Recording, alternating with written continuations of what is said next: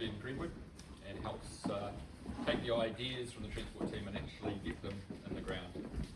We've been doing a lot of work with you over the last year, so it was really important that the new community board and existing community board members come up to speed with the raft of projects that we've got on.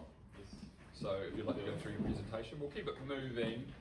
Do you want questions at the end or after each section? Just as we go is great, because then we can address specific features on each slide. Yeah. Great. Okay. So yeah, over to you. Yeah. So we'll start with Kane Road. So there's been a lot of queries from the local people and representatives around this area. So we've got a proposal to put the 60k speed limit through there. That won't get finalised until the speed management plan gets firmed up. There's a consultation period of that sometime early this year, and then that would get finalised. So as part of these works, we're proposing to put thresholds at each end of these corners that constrict the road width and promotes slower speeds, and also a third construction point at that currently informal crossing. Just to make the road a bit narrower there, we should see slower speeds, and then a section of gravel path that connects up with some existing gravel paths or areas that are tracked really, and get people off the road there. Doug will be very happy. Doug is a very community man who was the caretaker for the Highway Flat School and always could do those things. So. Yeah. Yeah, Good question. Yeah. Yes, you would. Is this intervention conditional on the 60k speed limit? Because I know it's going from 100k to 60k. Yeah. If there's a lot of community pushback and it goes to 80, so is this lane shrinking still going to be an effective measure, or like does this? Yeah. It's always the interdependencies of it. Yeah, so yeah, potentially it could be high speed limit depending on the outcomes of that consultation.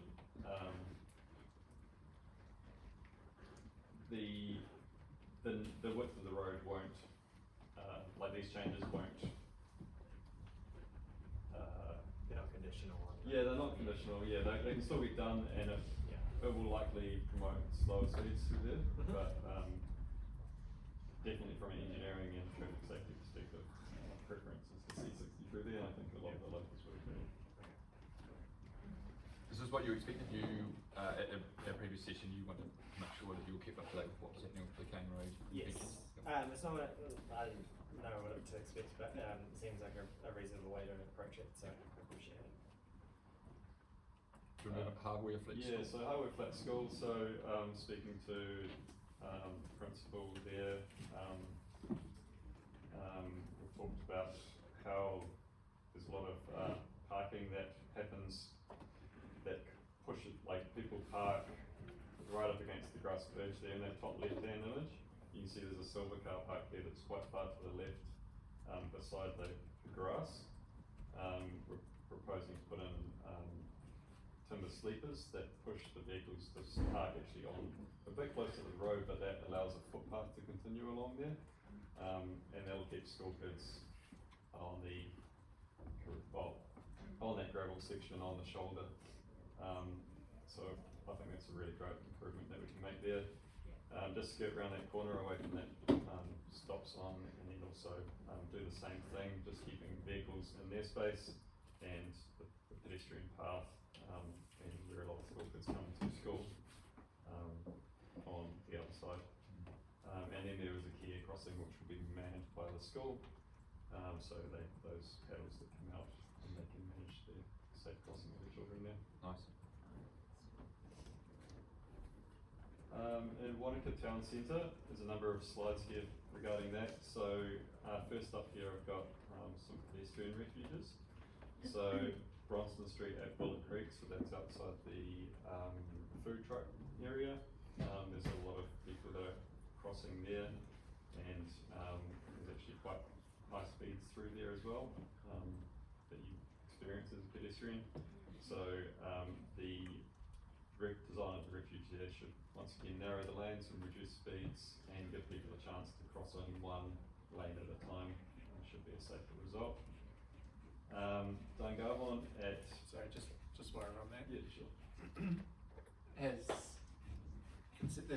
obviously everything has a flow-on effect. I mean, I support the crossing, but you know, obviously there's part of the problem. Then there's huge demand for people stopping in the evening to get takeaways or whatever from the food caravans. Yes.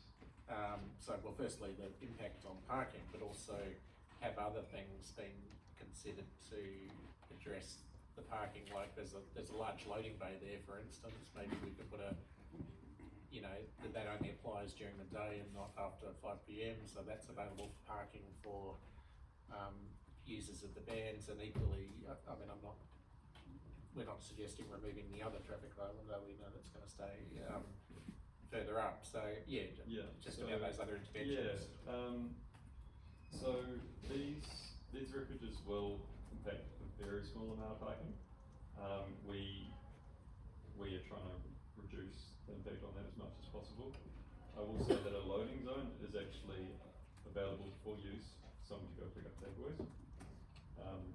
So a loading zone, you can park for 5 minutes, you can walk over, pick something up, take it back to your vehicle, so it is available for that use. Maybe that might not be common knowledge.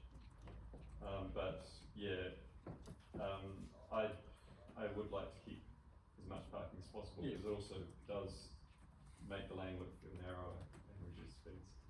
So I think before we get too much detail, I think just once this is put in place, we can then revisit, and maybe some lines and signs side of things might actually help enhance the area once we've actually seen the refuge in place. Yeah, and obviously it's bigger than just this. Yeah, sure. Yes. Yeah, the addition of loading zone sounds a good idea. There's an existing one. There's the There is existing an loading, existing yeah. one. It's just that people think that it's only for commercial use, whereas I it's put see, I there. know what you mean. So again, there might be something around there that can help Yeah. provide. Potentially we could change it to a P5. Or Yeah. P15, Yeah. how long? Anyway, but we won't give it. But we've given you encouragement to reflect on The that. biggest issue with the parking is people that park on the yellow lines. Yes. Because I'm only going to be 5 minutes. Yeah. Lots of parking issues.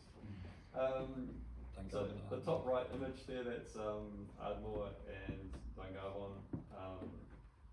So just once again, pedestrian refuges, getting people safely across, crossing only one lane, or looking to cross only one lane at a time.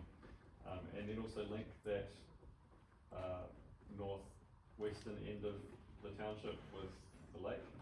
Currently, most pedestrians would kind of head towards Howard Street to cross over. So this would be similar to the existing informal crossing points at Howard that have the raised tables in them. Just another one added on there. And look, fully support this. I mean, my initial reaction is it should be just a touch further that I've way. canvassed that with the I've sent it in, and you guys have. I've said about moving, and they come back with engineering reasons why not. So Okay. yeah, Because I mean, I'm aware too that the ground on the lakeside does rise up too. So I actually think levels wise, it's a little bit easier to do it. Just where that other. I mean, it's already set in there's already posts there, and it's already set in the concrete on the building side. Yeah. Outside Lake Bar, going Outside from Lake meters Bar, or so. yeah.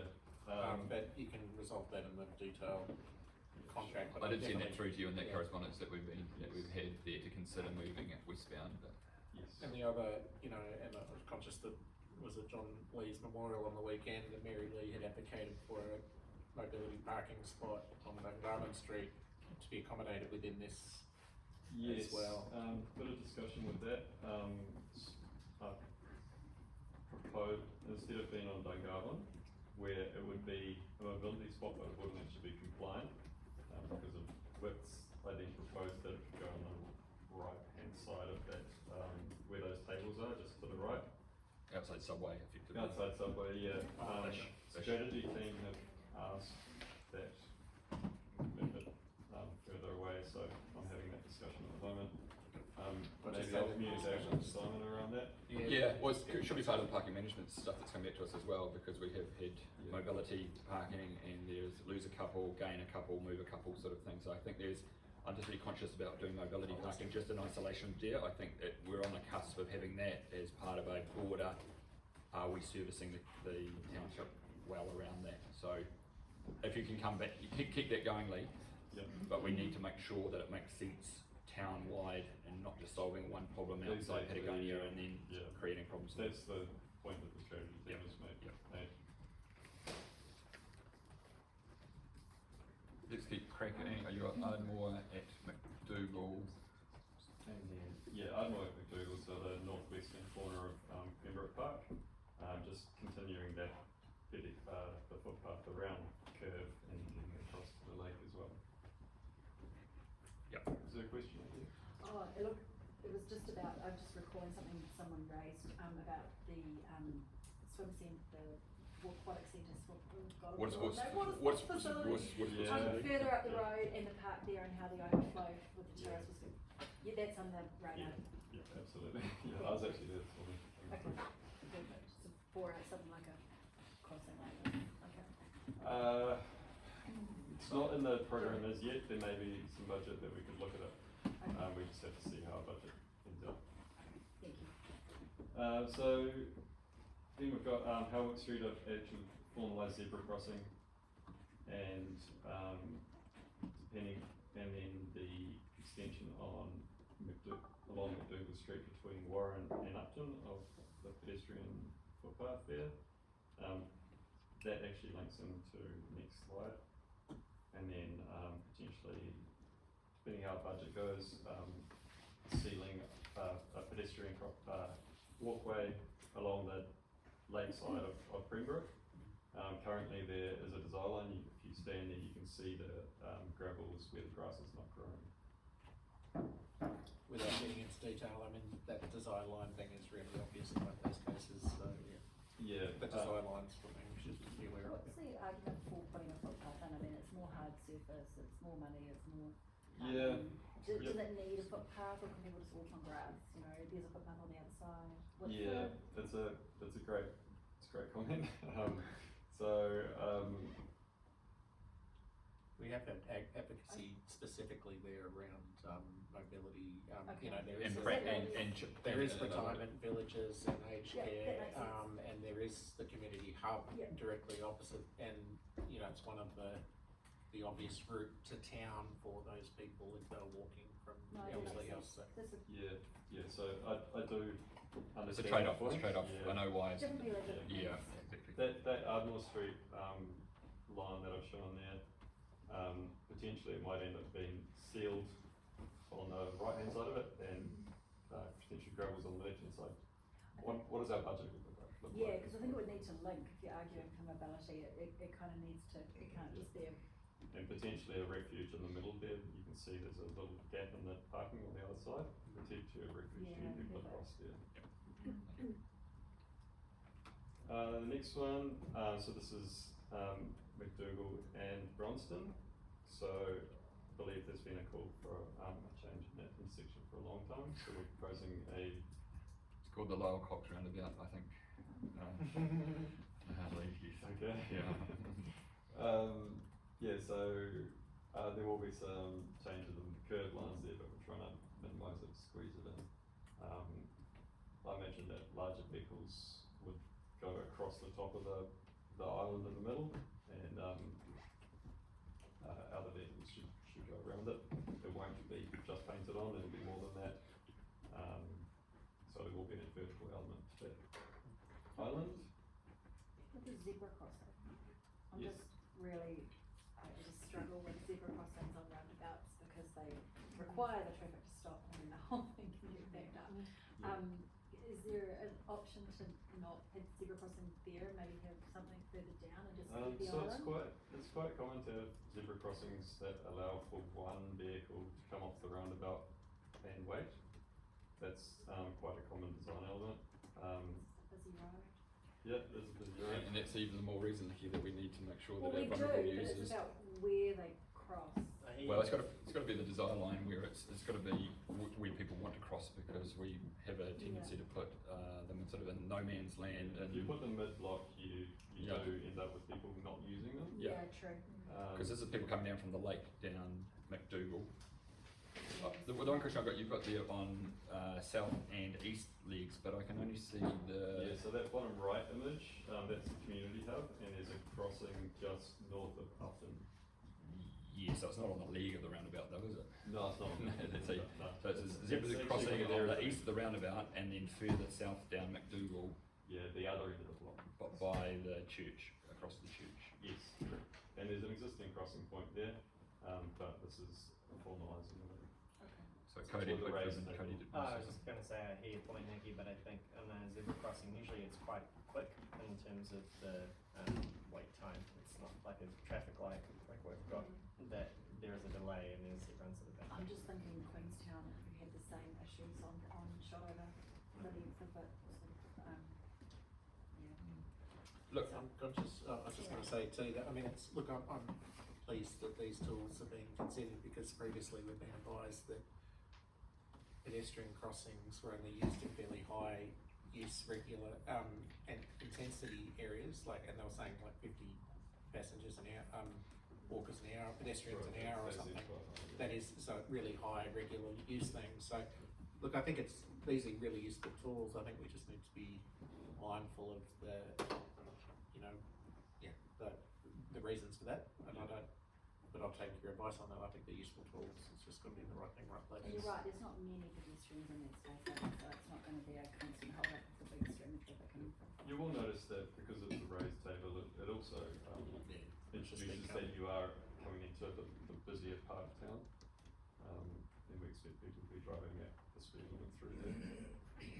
so Kathy, Yes, thank you. Without getting into the detail, I just want to understand that there's big chunks of the big red concrete is on the roundabout and the islands, etc. Are those all things that we're going to keep seeing in roundabouts going forward? Is this the way they're going to be? It just seems a little over engineered and I think a little bit about cost, because I often get questions too from members of the public about places where in residential areas suddenly these big concrete berms have been put in on Sure. corners, and I just Sure. simply want to be able to say, So well, this is why we those do ones it. there are for large vehicles for the tracking. So if we had the curb line on the outside of that red section, cars would get around fine, but larger vehicles wouldn't. So what these are aprons that larger vehicles can run over, but are uncomfortable for a standard vehicle to run over. If the curb was pulled all the way back, then smaller vehicles would travel around that faster than what we desire for a safe intersection. And those islands don't get in the way for big trucks coming through? no, because the turning diameter allows them to go up onto the overrun onto the red. So those are specifically there to allow for particularly buses, but trucks to not break the curb down. So that'll be a lift, maybe that sort of size. Yeah, That would be uncomfortable for a car or an SUV to hit. Yeah. But larger vehicles that are manoeuvring very slowly can comfortably go on top of them. Good to hear we're planning ahead for our public transport buses. in that Well, space. Yes, yeah, that's and then on the bottom right hand image there, you can see that purple line that just shows where the proposed sealed footpath that connects up to the next street south, and that means we've got a clear run for pedestrians to get up to the next block, and then where there's continuation of footpath towards the retirement village. Yeah, it's basically linking a lot of the senior elderly housing around Tembe Street to a clear pathway to get to both the church, the hub, and then into town. And it's a desire line there that's very obvious that is just not served at the moment, particularly where the part of the community that needs that. And to be honest, I shouldn't say that, take that back.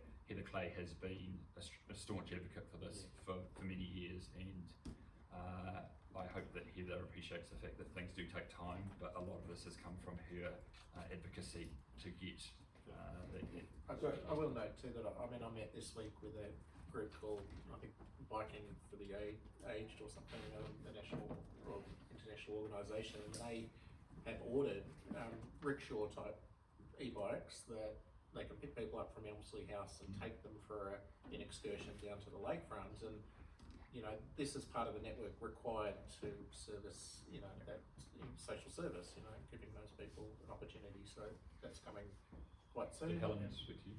Helen Clark? Or? No, that was Beth. Okay. But yeah, I've just put them in touch with Roger on another matter today. So yeah, that fits with that as well. Let's keep things moving. So just, Sorry, Chris. can you confirm, just going back to your comment about here, that line will actually go all the way up eventually to the medical centre? Not at this stage, no. Eventually? The difficulty is the pitch of the road up and the desire line of getting up McDougall, but yeah. Yeah. So, you sent me an email recently asking about the next program.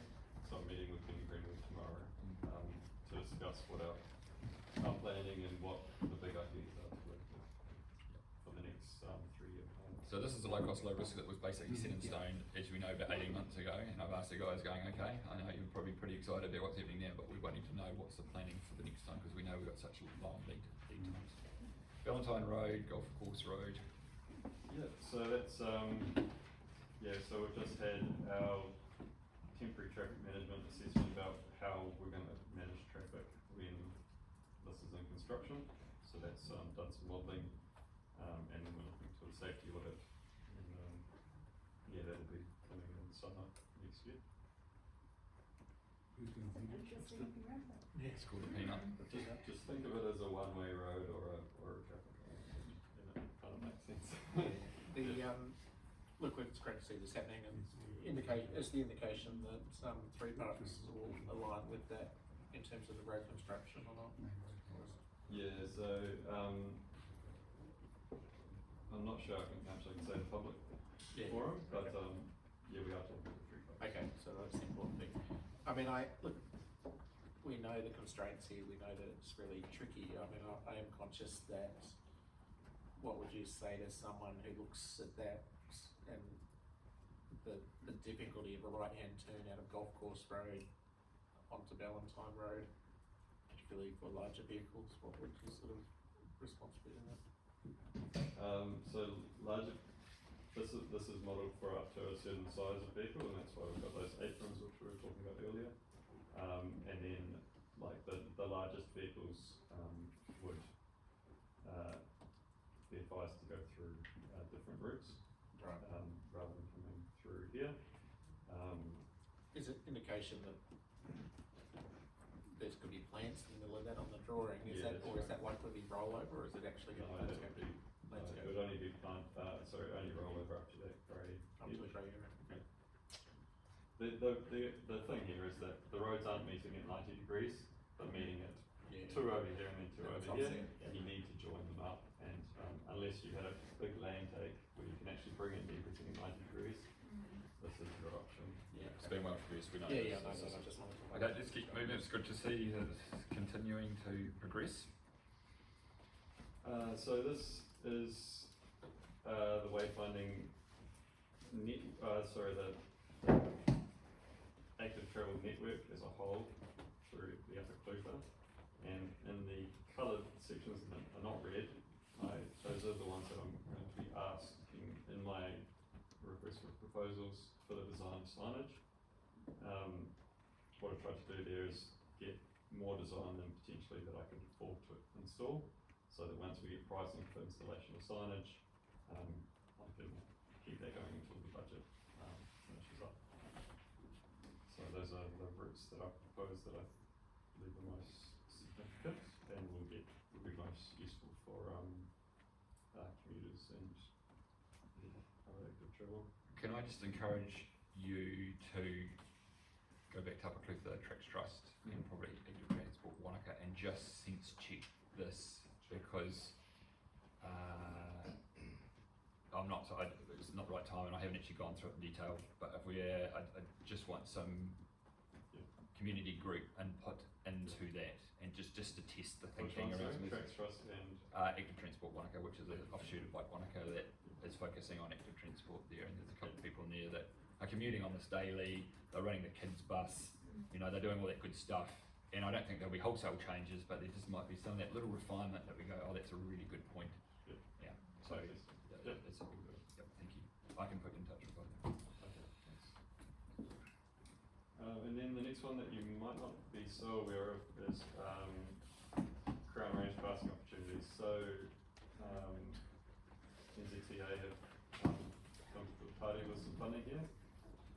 Initially, what we would have really liked to have done was put in a passing lane at Rollburn on the Crown Terrace.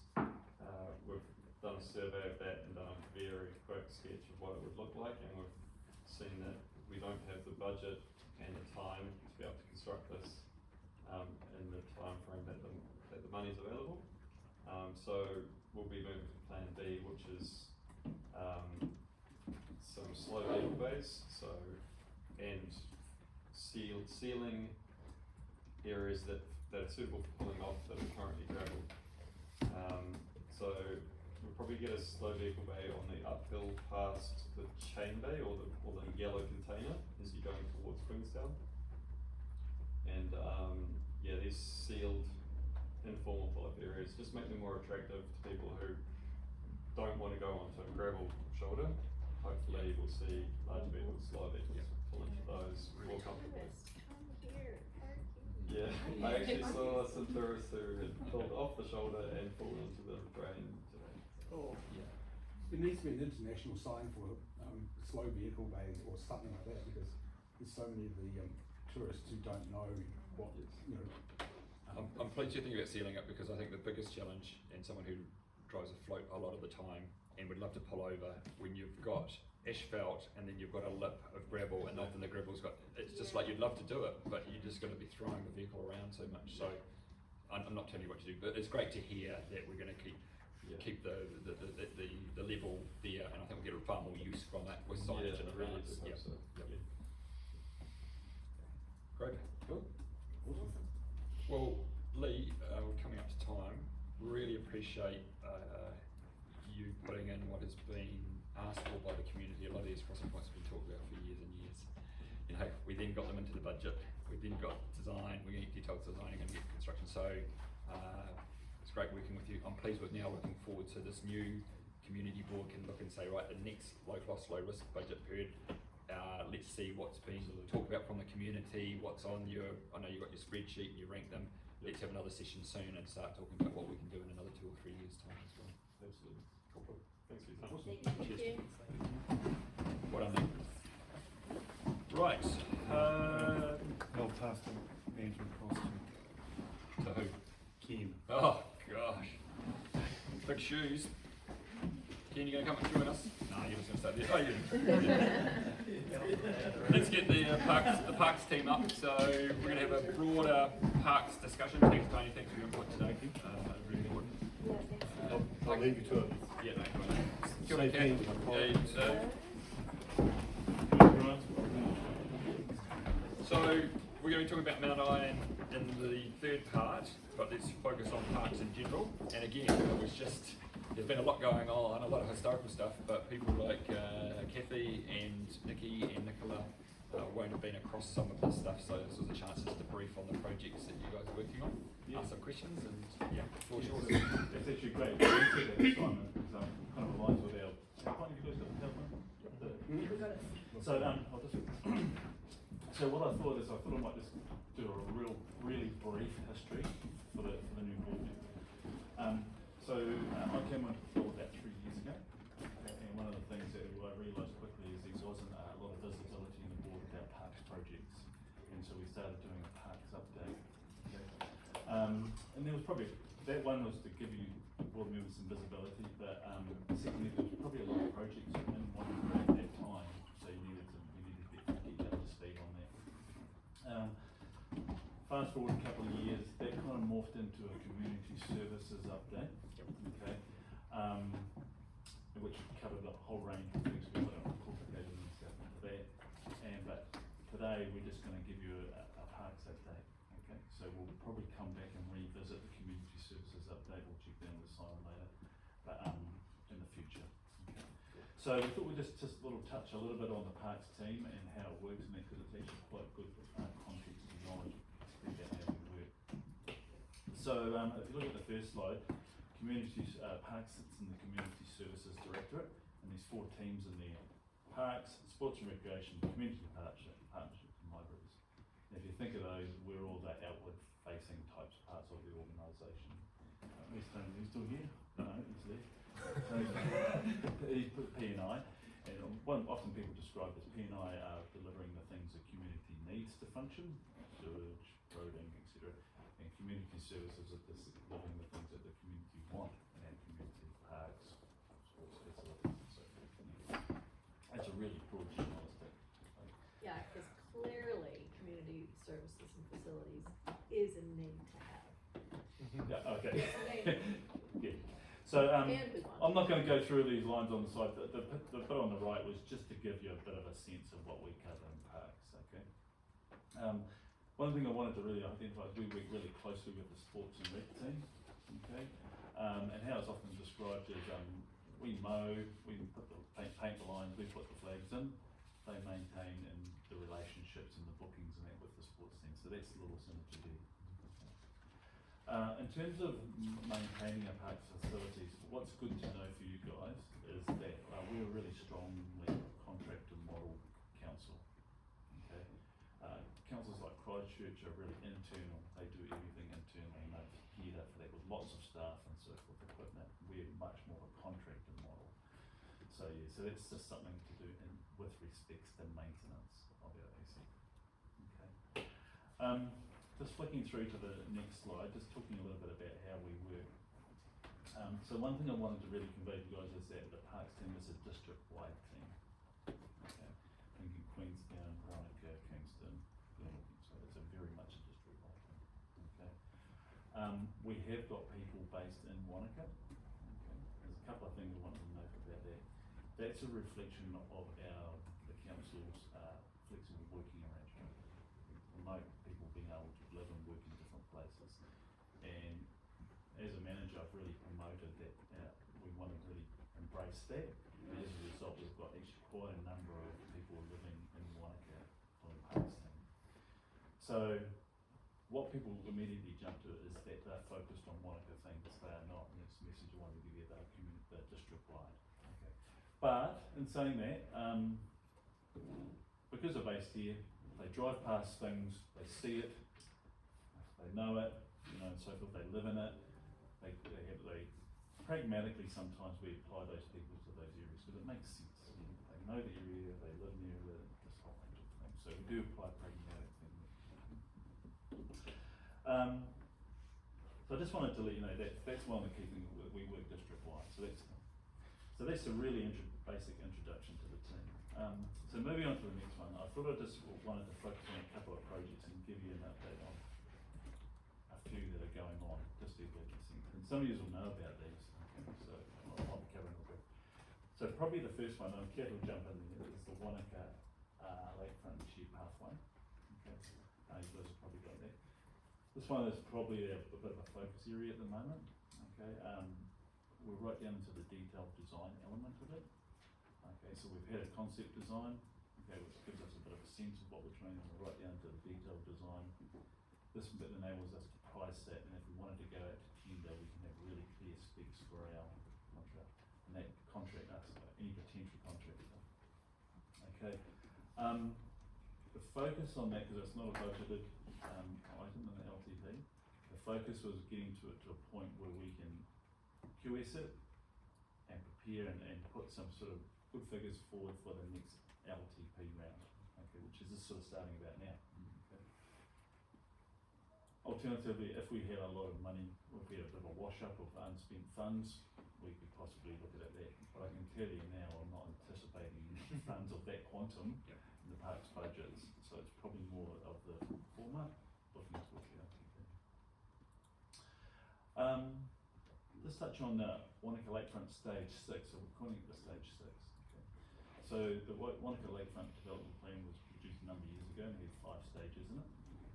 We've delivered 4 of those. Stage 4 is an LTP, I think it's year 8. Okay. When they did the development plan, for a whole lot of good reasons, it only went down to, I'm just to describe it locally, the Durkle Street's toilets, the car park there, everyone knows what I mean? And so it didn't go down towards the Wānaka water sports, it excluded that, and that was the deliberate, probably, at the time, it was probably a pretty reasonable decision, because there was not a lot going on down there.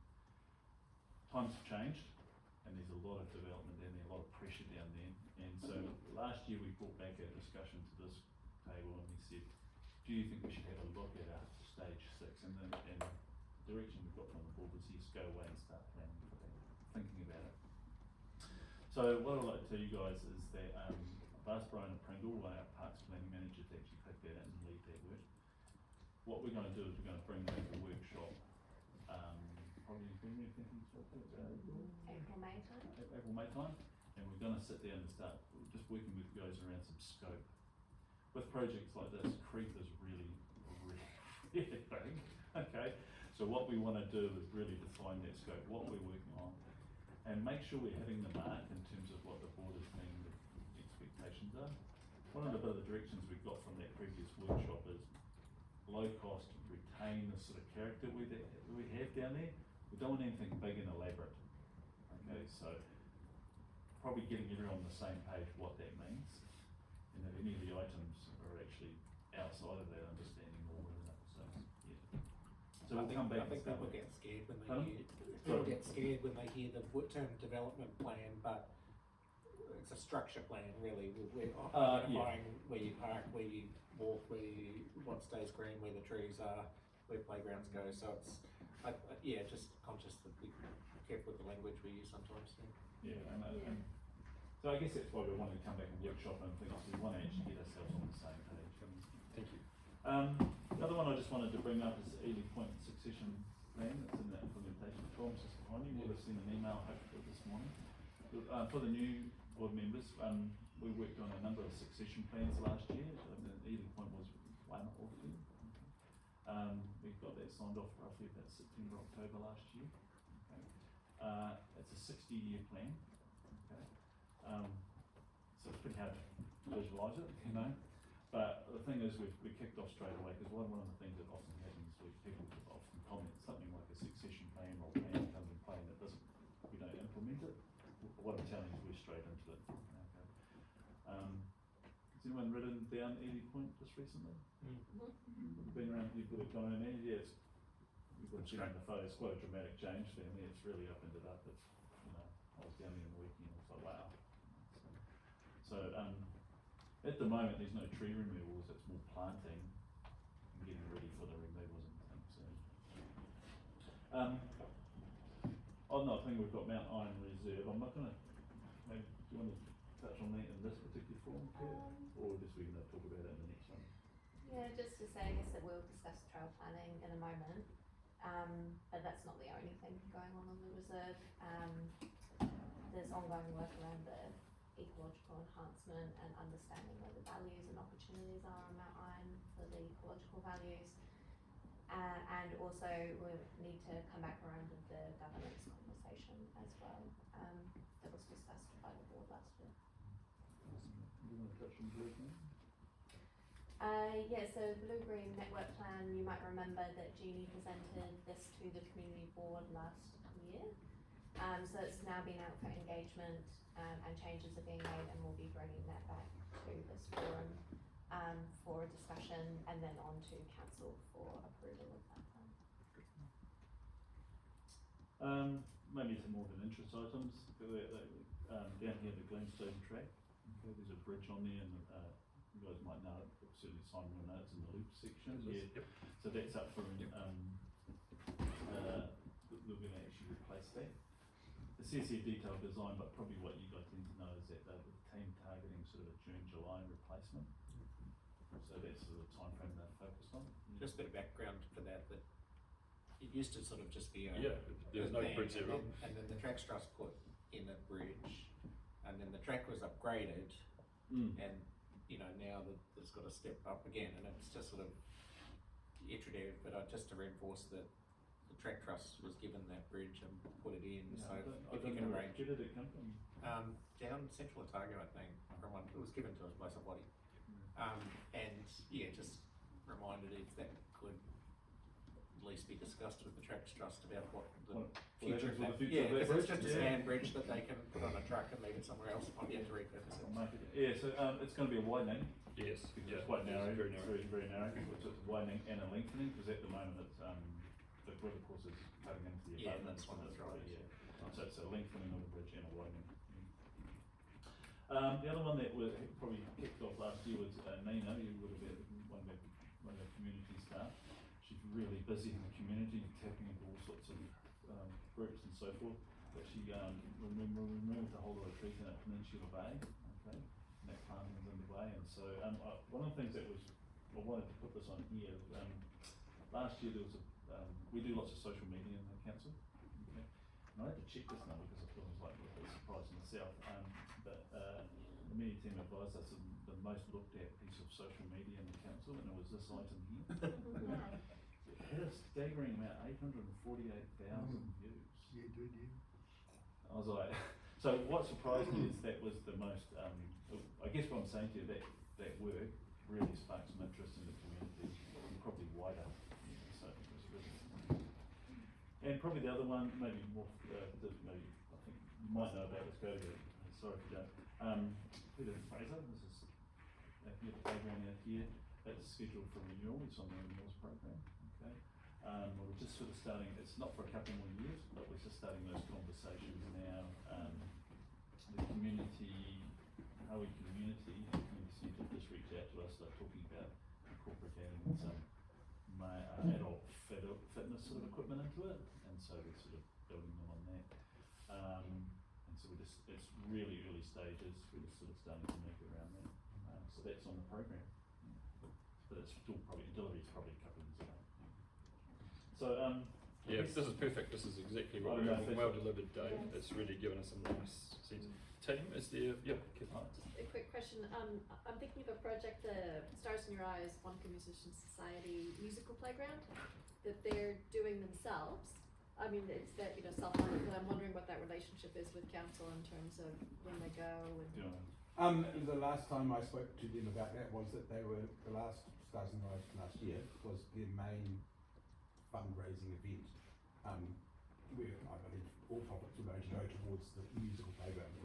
That was the last conversation I had, which was. This is in Lismore Park. It's question, no, it's gonna be. Or possibly. Well, yeah, so there was a More couple of about things. just process, like, you know, a private group is making something happen, I'm just wondering what kind of relationship do they tend to have with council and also in terms of ongoing maintenance? That is all entirely Yeah, so up to there the was group? probably, Yeah, it's, my understanding In is this case. that pretty much all of it will be them. Yeah. We just need to yeah. come up with the where. So the funding, I think the funding, they were sort of thinking they would fund it, but probably the two just things that we probably needed to resolve, that we hadn't quite resolved, they were thinking about locations. Yeah. So they would need to come back and sort of talk about locations, and we would have to agree whether they're suitable for a whole range of things. So they can get advice from you. Yeah, and Any so they, I don't advice. think that, they had some ideas, Mhm. but there's a whole lot of things that might limit that or permit it, you know, so there was a bit of a discussion still yet to be had. And the second thing was around maintenance. We wanted to have a bit of a look at what they might put forward. They're quite bespoke items, and so we're really interested in that. What we don't want is something so bespoke that it's really costly to maintain, really difficult to maintain, really hard to replace, you know. So I guess it's a bit of a chicken and egg conversation that way. Thank you. Team. Yep. Yeah, look, I just want to acknowledge too that there's a whole bunch of operational stuff that we often engage with around, and I think there's been a couple of things that have been incredibly successful this year, and while there was some resistance, the fencing along Mount Aspiring Road, and the additional rocks put in near the wagon wheels and the stuff like that's actually basically eliminated parking in places we don't want parking on the lakefront. So, you know, that's been a program over 10 years or something, really, to sort of, right from the Wānaka Spring and the, you know, in the, yeah, we've just done little bits at a time, and we've sort of on top of it this year, which is, I was really impressed with. I noticed it was basically solved. So, this year, and you know, the MP show will be a super interesting test of that, because they're always pretty good at finding spots. So yeah, acknowledge that. And also, yeah, just interested to know where there's how other budgets like delivering park furniture and whether you've sort of got a program rolling out at the moment around where you're putting picnic tables and chairs and things, and whether you, I don't know if there's a program of things, don't want to that furniture maybe is a bit more of a request type item, and we put it into our minor improvement. We've got some minor improvement, to see everyone's knowledge, we've got some minor improvement budget. No, exactly for that type of thing. So an example of that, Laurel Cox, when he was looking at, so he reached out and said the community would like to put in a picnic table there, they wanted to fund it and all those things. And we said, actually, we've got a budget, you just tell us where you want it and we'll put it in, and we did that. And so that I was mean, an I example. suppose to acknowledge that equally on the lakefront and in other places, that while we put a certain amount of furniture in when we did stage 2, for instance, there was always room for more, and the demand is certainly there. So if we've got any, and the same with, you know, as I said, there's benches down near the playground that we could repurpose to other places. There's picnic tables, and those ones at Kirimoko and stuff. Oh, Hikawai, sorry, that I've requested. So if we can do some stuff like that, would be great. Sorry. Yep, go. Where is the Wānaka skate park lighting still in the upcoming works? Where does that sit in terms of schedule? Don't we give an update?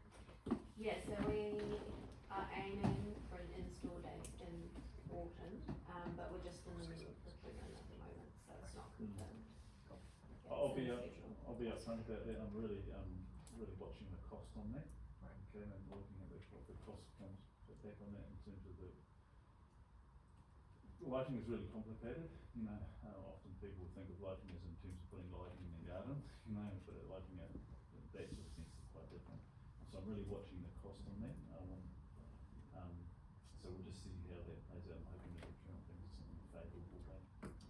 And when will you know, out of curiosity? Cool. In the next 1 to 2 months. Yeah, I was gonna say, when you know if there's like sort of a, you know, just, you know, you get to stay across it. I think. Conscious of time. Just putting my arts hat on. Arts hat, yes. Yeah, the Lakes District Arts Trust doesn't have a plan or a budget for maintaining the artwork on the lakefront and around town, and I don't think you guys do either. We need to talk. Okay. So is there a question? No, It's just it's because I know that I'm pretty sure you don't have a budget. Or a budget or anything to. I don't know if there's a specific budget. We might be able to. We'll probably weave it into our contract. So it depends. It's actually a similar discussion to the thing. So often in those sort of bespoke items, we have a little discussion about who's going to, with asset. That's what we're talking about, asset management. We talk about who's going to own it in terms of an organisation, who's going to manage it, and who's going to maintain it, I should say, and who's going to pay for it. So I think the musical one, they've been pretty clear that they're quite happy to do that because of the specialised nature. yeah, so those are the But discussions. things like the Dibble that just did, and that's completely ours now. Or Yeah. yours. And Yeah, so, excuse me, Chair, so we have an outdoor public arts trust on the other side of the hill. We can get some details, but I think they do have a focus on the ongoing upkeep and maintenance. So we can look at how that would be blueprinted. I think that just needs to be formalised more than anything because we were talking about it last week. Okay, cool. We're going to push it there. That's good. That's an action. Everyone else good? Well delivered. Looking forward to hearing how stage 4 progresses, and keep us in the loop there. Stage 6, looking forward to that workshop as well, because it gives us a chance to all get aligned around that. And we're good. Danny, I'm sorry we're running a bit late, but we're really looking forward to hearing about the Dark Skies project. But we've just got one more item, if that's okay. Help yourself. I noticed you nicked a bit of chocolate cake before, so you can have another bit on the house. So yeah, you might want to take even more time if you think that. Thank you, Dave. Kat, we're going to move into the trail plan for Mount Iron now. There's two, hey Ranger. So, those that don't know Ranger. Thanks for joining. There's two aspects here. There's the trail plan, and then there's also the question around the use of the equestrian use of the reserve. Which one do you want to go with first? I'd like to run through the presentation, if that's okay, and then I've posed a couple of questions so we can cover off both today. It's over to you. So, the purpose of this workshop session is to give you guys a bit of an update on the work that we've been doing to develop the trail plan at Mount Iron, and also for you guys to provide us with some direction prior to us coming to you for approval of the trail plan. So just covering off where we've been, Wānaka approached us to build trails when the reserve management plan was completed. We've now been working on the development of a trail plan with Wānaka, the Upper Clutha Tracks Trust, and the Upper Clutha Lakes Equestrian Access Group. So we've been working with those groups, who I'm just going to call the trail working groups, so that I don't have to name them every time. But we've been working with those, and then we brought you the Stage 1 mountain bike trails in December, which you approved in principle, subject to the approval of this wider trail plan. So, draft trail plan. We are continuing to work and evolve on this, so you should have got an updated copy yesterday. I do have hard copies if anyone wants to refer to it in the paper. But just to give you a brief overview, what is being put forward at the moment or proposed are new walking trails, new biking trails, new horse riding trails, and some shared use trails. We're not starting from a blank slate on Mount Iron. There's already existing use, there's existing trails, and there's a huge informal network of trails, from trails that were either built before QLDC owned this land, or have just been created through people naturally using the space.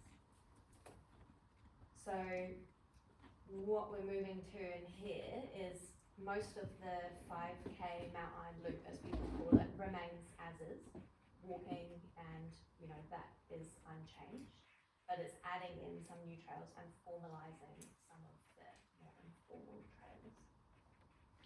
And then just to add, the discussions with the horse riding group so far would be creating a one-way loop around the reserve with an access up to the top as well.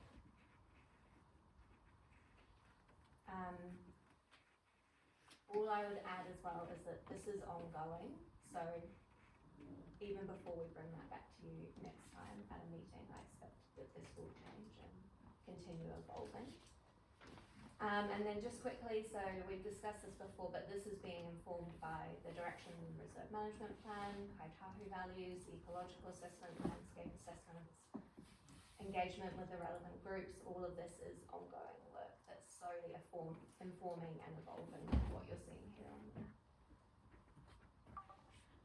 I did want to talk specifically about horse riding. Because we know, and as was discussed at the community board meeting in December, it wasn't widely submitted on in the development of the reserve management plan. So there's not that really great direction for us, and that's part of what we would like to understand from you. I would say that the reserve management plan does support new recreation uses where they don't conflict with existing uses and are consistent with the character of the reserve. That's the direction that we have. And I thought it would be useful just to give you some idea of what we might be talking about when we talk about horse riding trails. Some of what is on here is a shared use trail, so it's sharing between walkers, bikers, and horse riders in an uphill sense when people are moving slowly, not on downhill trails. And also some of where it's specific horse riding trails, what they're talking about is not even forming an actual ground trail. It would be pegging a route into the ground so that people knew where to follow, and potentially a small amount of vegetation clearance just to ensure that kind of sightline. So where it's specific horse riding trails, we're not talking about creating earthworks, a big, very formal trail.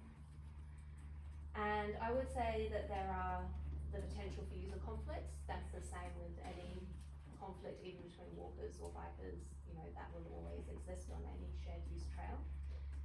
And something that's still outstanding is the need for specific parking. That's probably the thing in relation to horse riding, that people will need to come, have a space to park their horse float, tack up, that might be the technical term, but get everything ready and then horse ride. So these are just a few of the things for you guys to think about when you're thinking about how much or whether we want horse riding on that line. So in terms of next steps, we'll be continuing that engagement with groups in the community, making adjustments to the plan, and then bringing that to you for a decision. And I really wanted to highlight that even if the trail plan is approved, we'll be continuing these conversations. There'll be more detailed design, resource consenting, agreement with groups. You know, we don't see that being the end of this process. It will be continued, even into, you know, the building and then the ongoing management as well. And the other thing,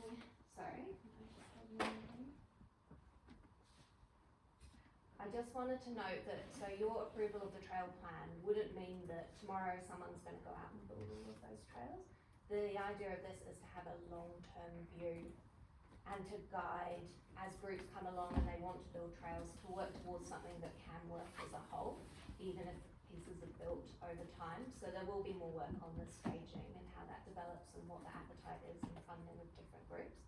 Because as council, we don't have any additional funding for building or maintenance or management of additional users in the reserve. Yeah, and it would include oh sorry, Carrie, keep going. Oh, I've got one more slide and then I'll hand over. So what I'm really keen to get from the community board today is just some direction in two main areas. The first is around the mountain biking and walking. The direction from the reserve management plan was clear that those things happen in the reserve. The question, I guess, is how intense do we go? How much trail development do people in the community want to see in that line? What do they think is appropriate in the long term? And then same with horse riding, but we don't have that direction from the development of the reserve management plan. Do you feel it's appropriate? How much should it be supported and accommodated within the reserve going forward? So those are my two things. Let's deal with the horse riding one first, because then it could influence the discussion on this one. Who's got? Obviously, I've got a couple of views, but I'll throw it open. What's some thinking just around Mount Iron and horse riding? Kathy. Thank you, Simon. Thanks very much, Kat. We know how much what a big piece of work this is for you guys, so thank you. You started out that comment about horse riding saying we don't know what people think, but I actually think that because there were so few, as in 4 submissions in the original design, that you actually have heard what people think and that they're not thinking about this, and that indeed they're not interested in that happening. I mean, I'm simply interpreting the data. That's an observation of the data that has been shared with us and referred to a number of times. So there. And in terms of additional infrastructure, yeah, I get that. We've heard previously from you that there isn't a lot of interest in supporting additional infrastructure for even bikers, let's say at Hidden Hill, and yet you're talking about, I don't like it when people say you, and yet it is being discussed to provide horse float infrastructure.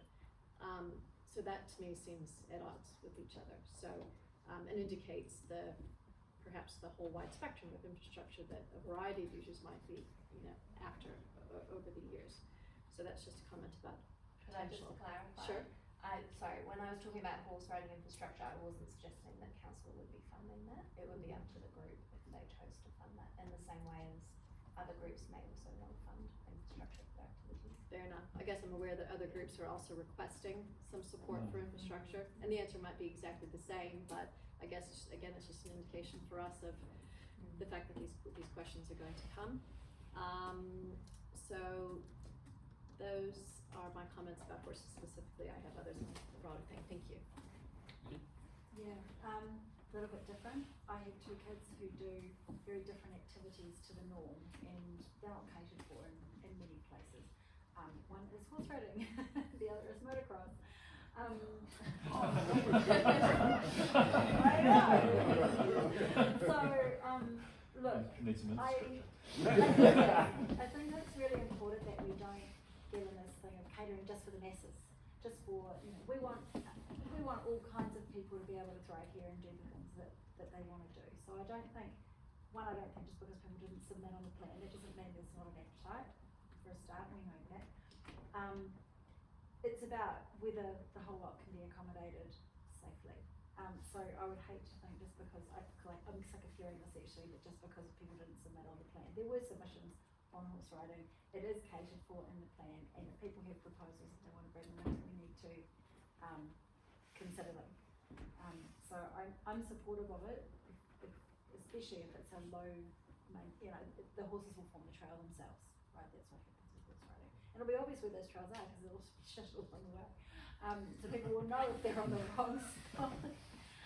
Look, I'm supportive. I think if there's reserve land down the bottom that could be used, they could throw in a couple of hitching rails or whatever. It's low intensity infrastructure, and I don't see why we should be excluding certain users if they can be accommodated safely. That's where I'm at. Thanks, Nikki. I know Cody had his hand. Cody, Quinton, and then Chris. Horses.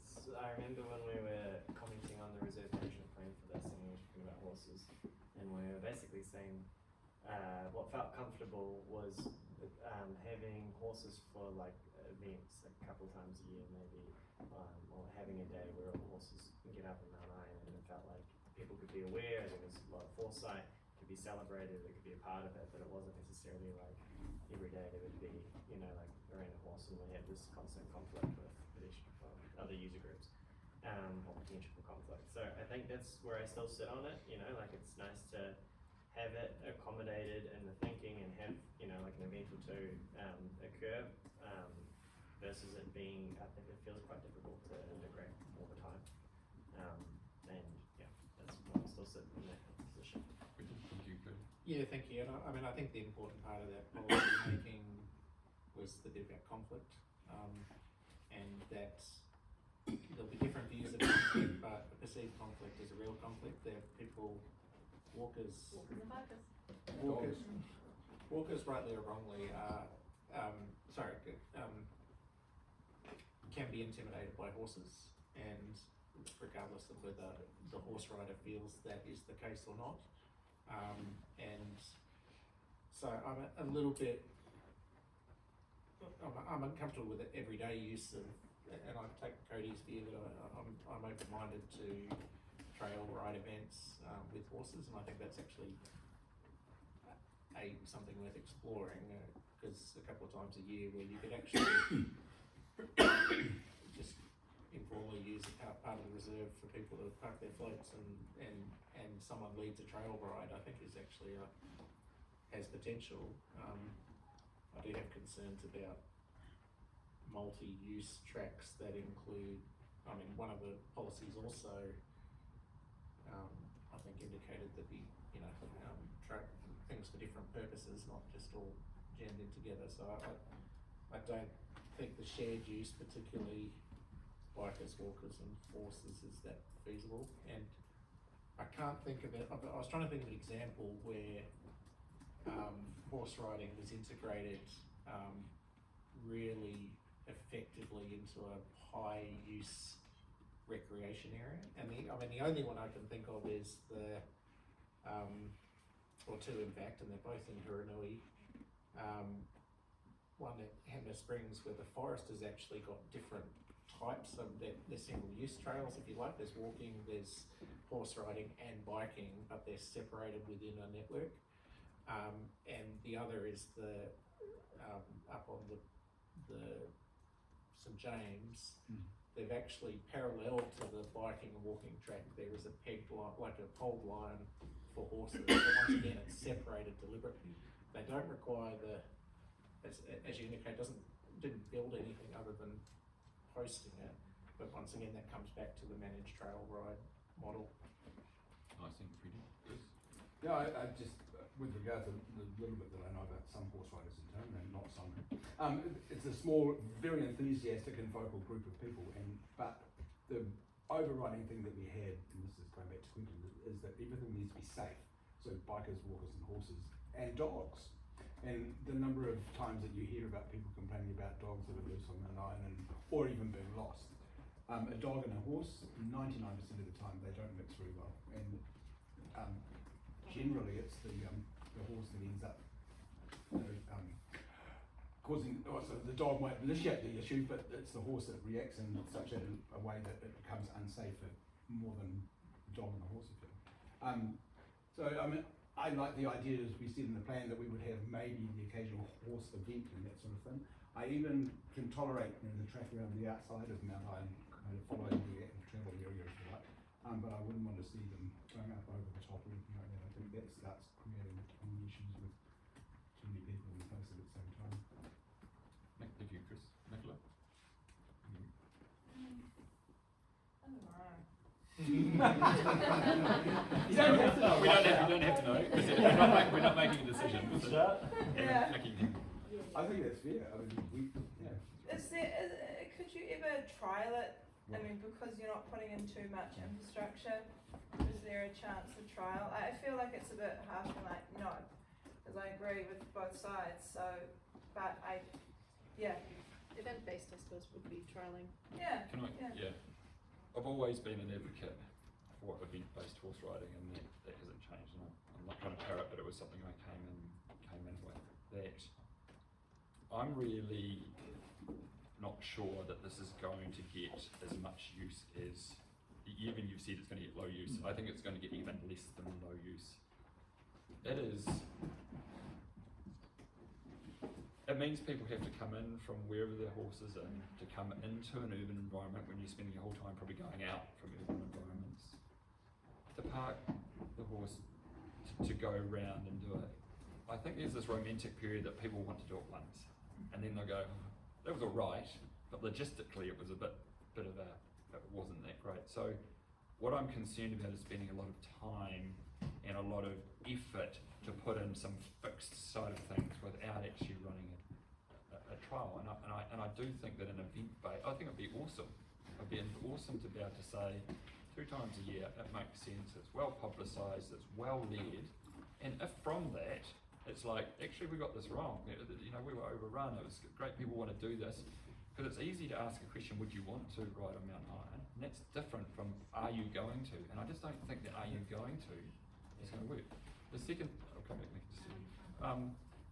The big question is, and when we talk about horse infrastructure, we don't need, horse riding, if you're an owner, we don't need infrastructure, but there needs to be a large, safe, self-contained space to be able to bring floats into, to unload and tack up. Okay, so the infrastructure isn't, you need water and stuff, because it's all in the floats, all contained. It's actually, where can we do this safely? Because the consequences of that 1 in 100 getting out, they're running out onto state highway, and you don't normally have a horse recreation area where the consequences are state highway. You've got, road, I also think we just have to be careful that there is an element of the equestrian community who have horses that are very happy riding along the road, and you can do cars past 100 k's an hour and they won't get much. But we can't vet the horses that will be in there, and there will be some people that want to come and try it. And so the proponents will say, look, our horse is fine, we can do this, we do it, we go around the main road, it's all good, but we're not vetting the capability of either the rider or the horse. And I think that's where the difficulty is, because some horses can handle dogs, they can handle bright flashes of, high vis coming, they can, treat, some, they can spook it, some don't spook anything, but some can. And I would like to give us a sense of being able to trial it before committing the time to building a track. Can I just say something, Simon? Sure. Yeah, so I guess I'm going to spin the conversation around a little bit, because we're kind of discussing horse. Depending on what society will end up landing probably with us to manage it, okay, probably the 2 things we probably need out here, you've got given some views on that, which is great, is how we want to enable it. And I'm kind of hearing, I think I'm on the line, I'm hearing that maybe not just an open access to horse riding, it's maybe more leaning towards like days or events or something like that. So that's the how. I'll leave that in, you might give me a different steer. The spot, but cats maybe are more looking forward to where you want to enable it, on what track. So I think we're kind of getting to an answer of the how. Basically, what cats sort of thinking about is the where. I think the 2 are tied. They come to the tide, don't get me wrong. Because by doing event-based, you can actually close it to other activities for 1 or 2 days a year, if you had to, parts of it, or advertise the fact that people can then make a choice, or So, or whatever, so I think that the two are integrated, because, and equally, you don't require, as they said, set infrastructure for a one-off event. You can actually, but you'd have it led and. I think the decision would be to go back and say, based on what is happening at the moment, and giving a ability to have event-based, half a day, come along, let's do this. I think that's in the pragmatic. Where would you go? Where would you go? Okay. And maybe that can be temporarily marked. Like we will go up Little Mount Iron, and that's all cool. But when it comes to vegetation clearance and specific tracks and everything else like that, for what has been based on the submission process as being an unquantifiable demand or request, this is where I feel just a little bit of a slight disconnect. And if we not get proven wrong, if it is shown to be, like, there's not stopping it, we're not saying never, it's sort of like, let's validate it just a little bit, because what Kathy has said is there hasn't been the demand communicated to us through the full round of consultation. I think you're right. I think now when there's not a lot going on, would be the time to trial it. To try to say, guys, if you want to organise an event and you prove that it can work, get in this time period and we'll allow you to do that. We're legit. So let's just ask a question. Where logistically will floats park? And so if we want it to be successful, you're sort of talking about 20 floats and 20 cars. And floats and cars can't be right beside each other. It's not like parking down at the waterfront. They've got to be 10 metres apart. We can work that detail. But we can work it out. But I'm just asking, wasn't quite finished. yeah. Well, hang on, no, but I'm asking a question at the moment. Where would it happen? Well, from a practical sense, the group, when they were thinking about ongoing access to Mount Iron, were either thinking about next to the existing State Highway 84 car park, or using the NZTA car park that's currently closed off, or potentially along the side of Mount Iron Junction. All of those would require changes to what is currently there. So if you're talking about using it for temporary use, that would be more difficult in terms of how that would operate, I think. So next to the dock, what we used to call the dock car park, you mean moving into the mode reserve area there as well? Okay. But the most obvious one is the State Highway 84 off coming down the back of Mount Iron Junction. There, that's way there. There's already got a gate there and everything else like that. But again, it's not logistically as hard. I park there and it's hard to turn a car. There's a lot of logistics to think about. So there needs to be a practical solution as to anything, whether it's event-based or full open access, where this will actually happen, and understanding that will take quite a bit of real estate and then would take priority, and there is implications for that. So those limitations might more lean towards actually having a more open, permissive approach, because it would lean towards one or two people using it, whereas an event might lead to 20. Yeah. Well, yeah, but you can't gauge that, can you? Yeah, no, I can't do it. Because people don't tend to ride on their own either. The point So is it's like managed and vetted, as it said. I mean, the management's really important. That's a Thank good you. point, that events attract lots and what does that lead to? Look, I just wanted to ask about you think about Iron and it's high. You've got a track going, down a lower, is it possible to do a loop on relatively low down on the? So whereabouts do you mean? I need to walk it and understand how you would do it, but to me, the horses are the lower reaches or the less steep and, they're the more So my point to that, undulating. if you can't elevate, can't you, because you pose a question, if people can't ride up over things, I just don't think it's going to be of interest, because otherwise, to walk around to Allenby and come back along and go down, people go, well, Can we just, I'd just like to leave it to the community to decide what's valuable to them and what's not, but to me, if there's a lowish loop or through the undulating areas where it's not so steep, I don't think we need horses on top. yeah, no, I see.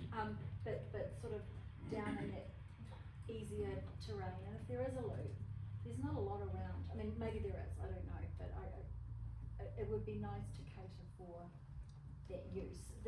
We talk about clashes, but all of the arguments around clashes, dogs, they all relate to all the other users as well, particularly bikes, dogs with bikes, and it all comes down to the intensity of the other trails. So are we going to make it so much biking that other things become unsafe? Or do we peel back the biking bit so that we can cater for more users? I mean, this is the discussion that we're having, isn't it? This is But the second I part of just- the discussion. Yeah, the clashes are all over that page. I mean, no one can deny that there's not the potential for people to get badly hurt. We're not vetting bikers either, and there's some steep terrain up there. So let's be sensible, and I just think if there's terrain that works for horses, I would like us to allow it, because there's a lot more terrain around, I think, that bikes can use than horses. There's not a lot of, you can't just go, if you know someone with private land, great, but where's the public land for that sport? And It's I think, difficult, it's difficult. I think we need to cater for it. We just need to find the right place, and maybe the bikes need to just back off a bit and move slightly somewhere Which else. I think takes us into the second part of the discussion, because I do think there's a real question around the expectations we're creating with the trail plan around and how it will roll out, because we'll have that discussion, but So the general direction is, I think, you didn't need a decision. I think we have, you've taken some notes. I think it's to go back to the trail group and discuss these things, and there might be some slam dunk answers to some of these things. But I think we've posed a lot of questions. We're supportive in a principled way of having access, but how that manifests itself has changed. So, so let's not go there. So the second thing is to move on to the trail plan that has been presented, and that's to consider all users, including people on bikes, people walking, and people riding, horse riding, or recreating in any other way. Kathy. Thank you. So for me, what is missing from this, at least from a lay, well, first of all, actually the very first thing I want to say is we're not experts in trail building. Thank goodness we have you here. And so it is a little, I do find it a little challenging when you ask us for our opinions about, I mean, and yes, I know it's high level, but I think we're a little bit caught in between when a plan like this goes out and it's put in the papers, and the community certainly is looking for it and sees it, and the overwhelming sort of response I've gotten is that people are overwhelmed when they see a map like this, because it is showing kind of everything that could possibly happen at any point in time for the rest of our lives. Overstating a bit, but you get the point. So, and therefore, it means that what's missing is the timing dimension of this. And I get that a lot of that is yet to be worked out. But when we start floating these sorts of things in the community and amongst us as lay people who you are asking for some direction from, it gets very difficult to give useful feedback other than reflect what we're here. So I would really value as a next step is more indication of what sort of timing any of these represent. So an overlay on a map like this and the legend that actually says 5 years, 10 years, 20 years, because I am aware that there is a time dimension. Also aware that from a reality check perspective that groups are self-funding. So and that affects timing. So it is a very complex thing that I worry is getting presented in an oversimplistic fashion, and then you get a bit of a revolt, which, I mean, it's out there, you know where to look for it, and it's just hard to, so therefore there's an educational opportunity, you know what I mean, for us, but we need to understand what the timing is. Yeah, that's what I'm keen to know next. Actually, what you're talking a little bit about is what's going on with governance, because we have to publish these for the meetings and it gets out to Yes, the public. I get it. And they, so they don't have the nuance and understand what's going on behind the CMA. So I guess in terms of the timing, I guess that's what we come back to have a bit of a discussion about, how we might get rolled out. We've got a bit of this is the proposal by the group, this is some of the ideas and thinking, it's just the thinking piece. And so I guess one of the discussions is we wanted to actually have a bit of a thing. How would we, firstly, is that what we're agreeing to? Secondly, if we're agreeing to it, how and what sort of time frame are we thinking about rolling it out? Well, So I you mean guess actually constructing the tracks, you mean? Because I think we might be talking about two different things here. Are you talking? Yeah. I think Kathy is. I think just to set the scene, you guys went out to community and basically said we want to build a trail plan. Some of these groups that you think didn't actually really want to do this because they think it's a little bit early, but we have got a situation at the moment where it's like, this is going to be locked in, so make sure you get every idea that could be possibly viable onto this map, and that's what's happening. But I know from speaking to Ian and you and at Wānaka, they don't have any, they don't have the funding, they don't have the resources to do anything other than stage 1, they don't even have the intention to do it. But that wasn't the question that was asked. It wasn't like, tell us what you're wanting to do in the next 5 years. It's sort of like, this is for future generations, where can you see biking? And so they put that down there. So I think the intensity comes from what question are you asking? If the question is, what are you wanting to build, is different from what do you think is viable for this new recreation reserve that may set future generations, might need to be lent on by future generations. Quite different. And so I guess just to conclude, my thing here is, so I don't think it's actually that difficult to add into a document like this that is, as you say, governance perspective, public as it should be. A little bit more of that nuance, I think we could. I mean, even a slide that says, this is just what we've said here, this is what's possible over a very long time period. These are the things that have to happen. I think, because then people want to know that. So that's the piece, that's a missing piece. Yeah. Quentin? And yeah, and I mean, I did want to reflect on that after we had this conversation with some people around the risks associated with seeking formal approval of a trail plan, because I actually don't take the view this is time driven, and with relation to Kathy's comments, I think it's actually, the point is it's iterative, and by approving a plan, a complete plan, we're creating an expectation this can and will happen over whatever period of time. But what it does is provide a framework for us to make iterative decisions, and those other things will come to the fore, like as to, is there conflicts, is there capacity for another trail, or have we already reached a comfortable position? But by putting it all on paper and asking us to approve it, I think we put ourselves and create a really difficult situation. I mean, it's not like building a sports facility with buildings and going, we want this in 5 years, this 10 years. It's far more nuanced than that, and it's quite iterative. We just don't know until we build the first track and then go, oh, maybe it's time for the second track, or they want a different offering, or run a horse event and go, okay, that's worked well, we'll stick with events, or we'll go to a dedicated trail. There has to be some iterative decision making here, and you can't try to preempt that. But also we can't make future decisions without the plan. So I think when we approve the plan, we need to approve it as a proposal, and that, as you say, there needs to be some wording to it. Well, my point was, we can't approve the plan as a final benchmark. We can use the plan. It's a great piece, a great tool. It's a great piece of work, but the decision making is iterative. Separate, yeah. Because that was the intent of it, though. Yeah. well, but I'm talking about the perception and the expectation. It's not that clear it that creates. that's the case. Well, So, today anyway. we've talked about the plan coming to us for approval in April, so that's. Yeah, and I think that's a problem, because I don't think we can, because you just don't know. You cannot have assessed the conflicts, the environmental factors, the steepness of the tracks, the routing, there's so many different things that we just cannot pre-approve, and by very nature they're iterative and have to be dealt with on a case by case. including still the community changes and technology changes with biking or walking, or what ends up, 10 years ago you wouldn't have thinking we were doing certain types of recreation, and this does sort of put us in a position to sort of try and forecast where things will be based on what we know now, but things So- will change. So and then I was just going to highlight it.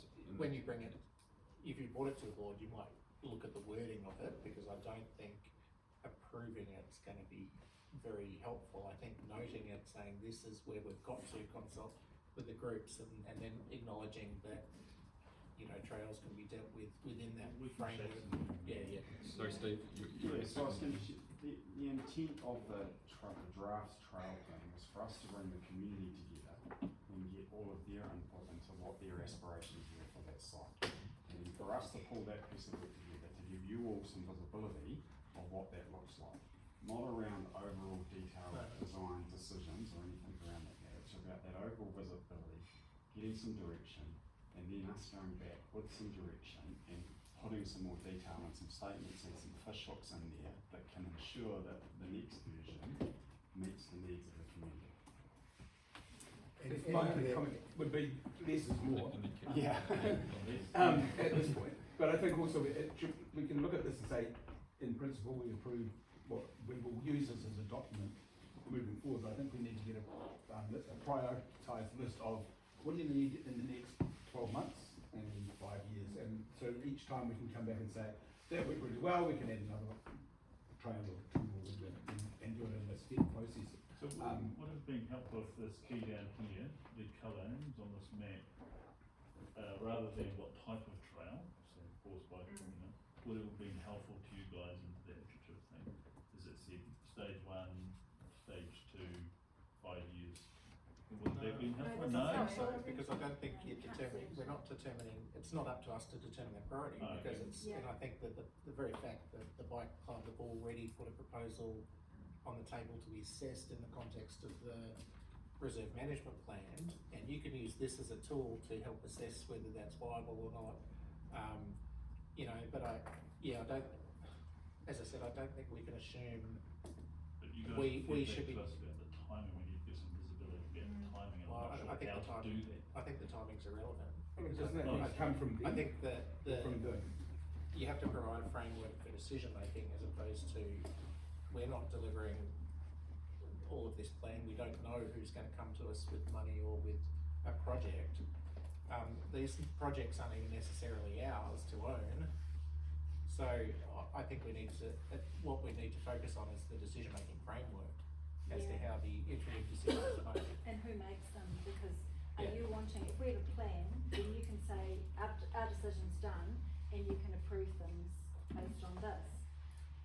But when there's so much conflict between users and there's so many opportunity costs, do we want more of a framework, and then the decisions for land use approval for things come back to it? And is this what you're talking about, who makes what and call it's on fair to what? say who makes them, because we clearly don't, not every, trails on Ben Lomond or even Chronic Forest haven't been to the council or a community board Yeah. for approval, so this is unusual that we have even this level of involvement. These are largely operational decisions, but we need to be comfortable that And I think it does, where the iterative nature is. and it does feed into the governance group that we did say that what we wanted to do was create originally a governance team and a governance structure that was able for the community to have greater input into governing Mount Iron.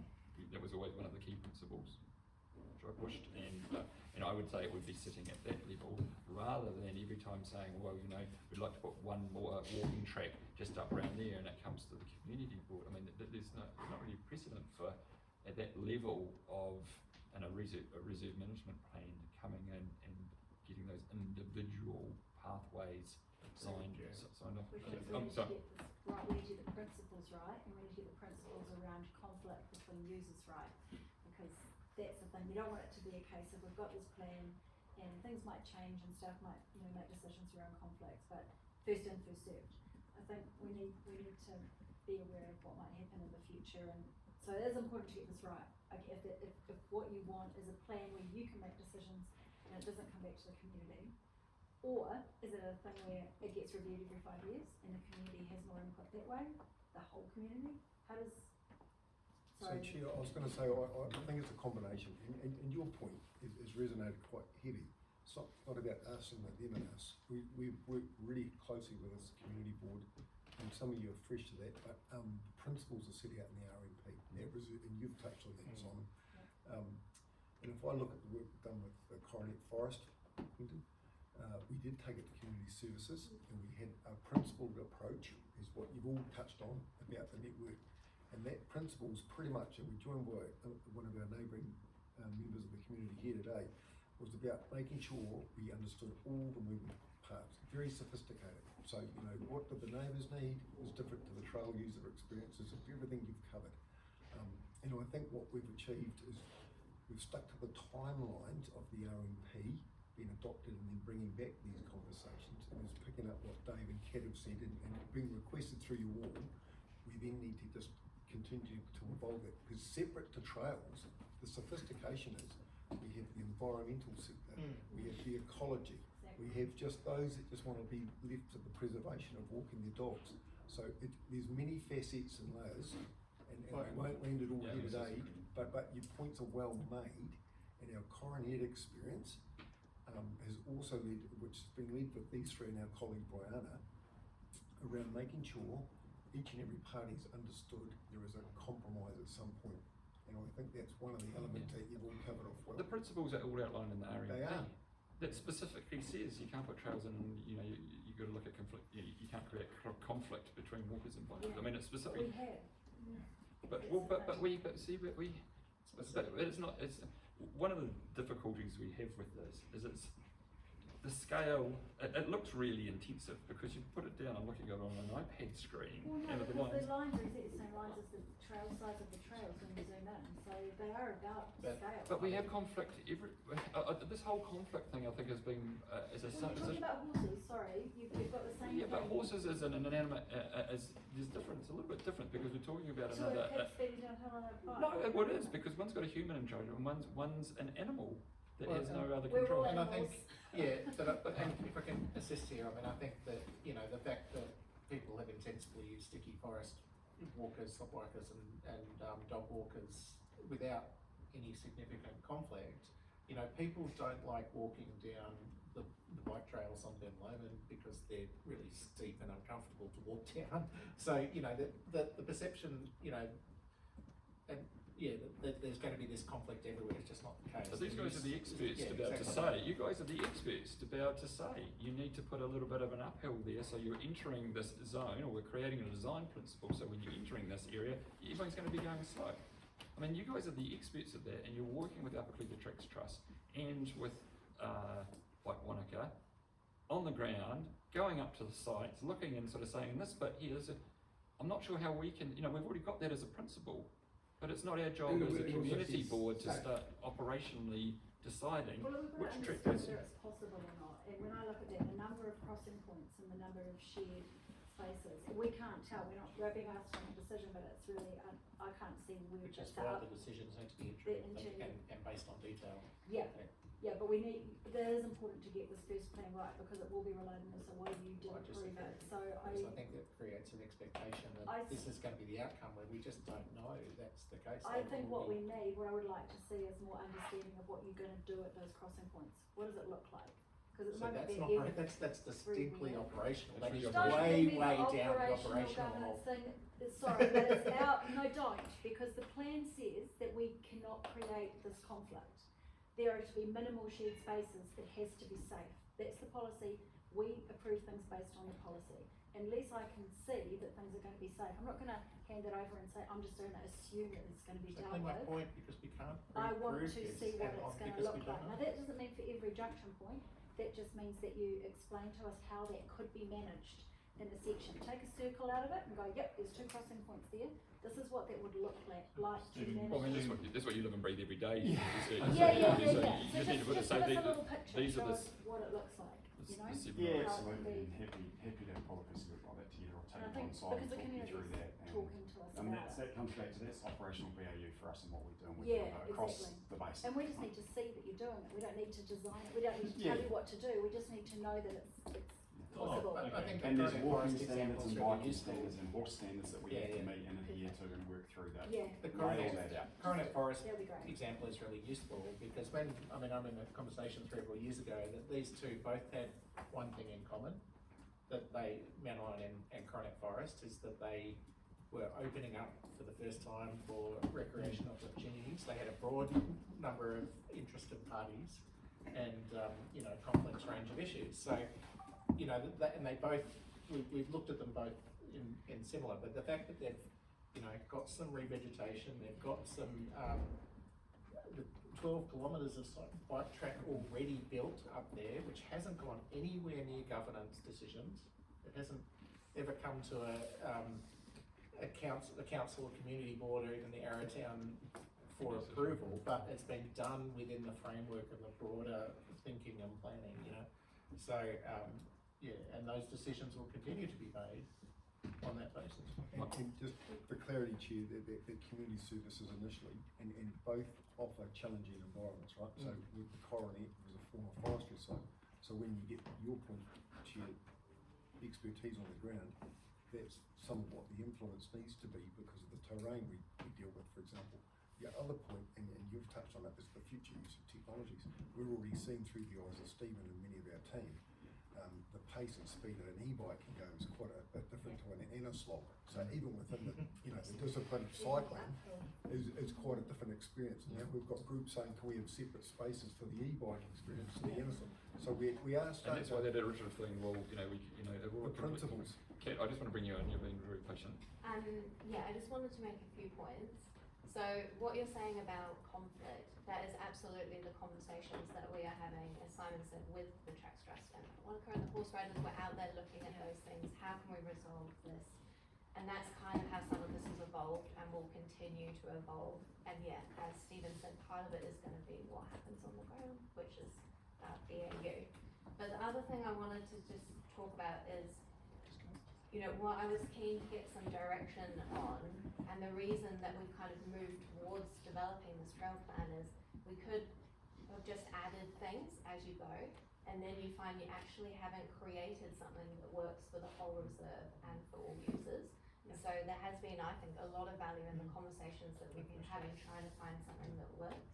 So I totally take your point, Quentin, like absolutely, the stage 1 you guys have approved in principle, that will go ahead and that would inform, any future, are we actually gonna build this? Is this actually working?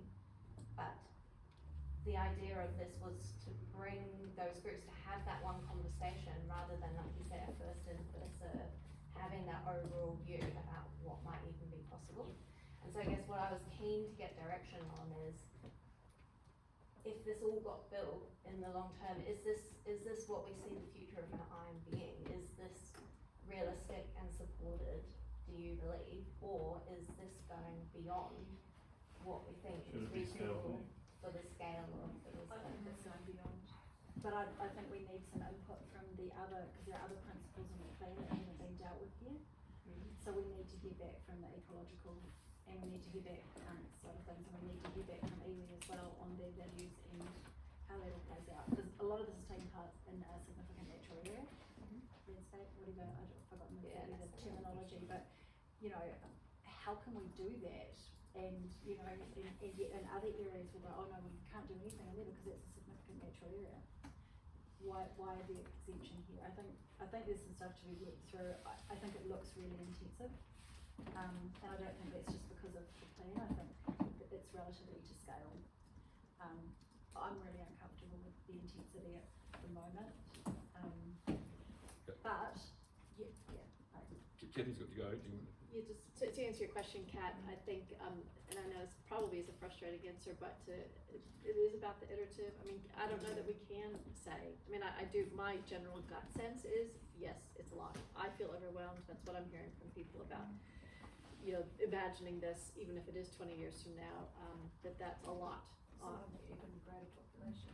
Exactly. Yeah. So I think there's a reaction to one aspect of the question.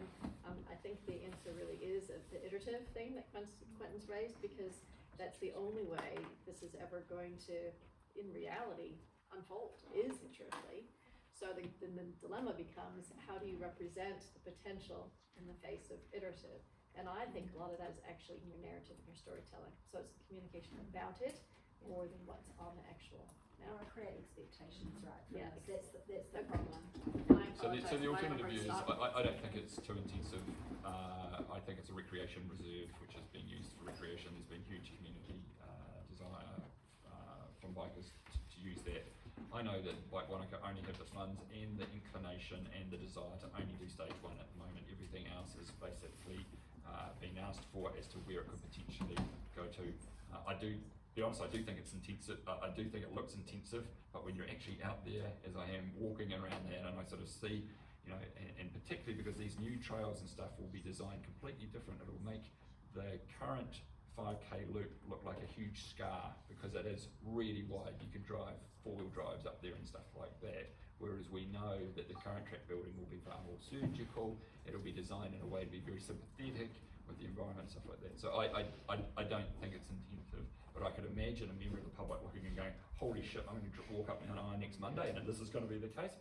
And that's where I think is the disconnection between the reality of how it will come about and what it's, in the absence of any narrative around it, what it looks like it's going to do. Okay. I'm really conscious that Danny is, we're 50 minutes away and we take responsibility for that. I'm going to have to be fair to Danny. You've got, you know, you wanted a workshop, we went to make a decision, we've talked about horses, hearing differing opinions around there. I think you guys are going to have to take that away and work with that, and then come back and sense check with us ahead of this coming to a decision at the April board meeting. Thank you, Simon. There's been lots of discussion, lots of thoughts out there. Probably, to be honest, the last minute or two with that bit of sense checking about the intention was the most valuable. Thank you about the direction it was. Thank you. Good luck. Also not everyone will express their view on the intensity, so we might want to circulate that because so we get a full range of views on that. Support what Kathy said in terms of Danny, Thanks for your work on it. Thank you. All good. I'm closing the workshop and we've now got Danny